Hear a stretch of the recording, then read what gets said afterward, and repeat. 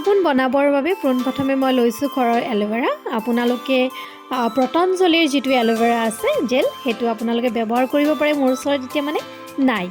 তাৰ পাছত এয়া হৈছে বিট আৰু এল'ভেৰা, মই কাটি লৈছোঁ সৰু সৰুকৈ। তাৰ পাছতে মই মিক্সাৰ গ্ৰাইণ্ডাৰ এটাত এইখিনি পিচি ল'ম। তাৰ পাছত এই পিচা ৰসখিনিৰ ওপৰত মই দিম 2 চামুচ গোলাপ জল, তাৰ পাছত 2 চামুচ গ্লিচাৰিন। তাৰ পাছত আপোনালোকে যেতিয়া গ্লিচাৰিন আৰু গোলাপ জলখিনি ভালদৰে মিক্স কৰি ল'ব।